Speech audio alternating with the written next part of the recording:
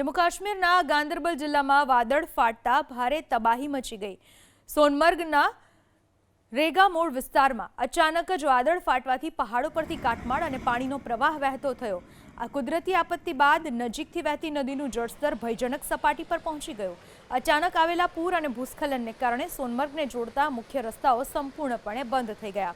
રંગામોડ પાસે કેટલાય ફૂટ સુધી કાદવ કીચડ જમા થઈ ગયો, જેનાથી વાહન વ્યવહારને અસર થઈ। પાણીના પ્રવાહને જોતા નદી કિનારે રહેતા લોકો અને ત્યાંથી પસાર થતા મુસાફરો માટે એલર્ટ જારી કરવામાં આવ્યું છે।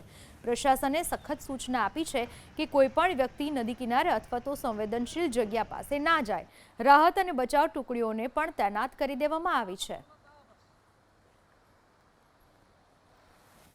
જમ્મુ કાશ્મીરના ભદ્રવાહમાં મુશળધાર વરસાદ બાદ ચારે બાજુ જળબંબાકારની સ્થિતિ। થોડી કલાકોના જ વરસાદે ચારે બાજુ પાણી કરી નાખ્યું। અચાનક પૂર જેવી સ્થિતિ સર્જાઈ।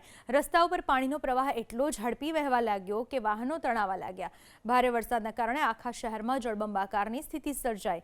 રસ્તા ઉપર વહેતું પાણી ઘરો અને બજારોની દુકાનોમાં ઘૂસી ગયા, જેનાથી સ્થાનિક રહીશો અને વેપારીઓને ભારે નુકસાનીનો સામનો કરવો પડી રહ્યો છે।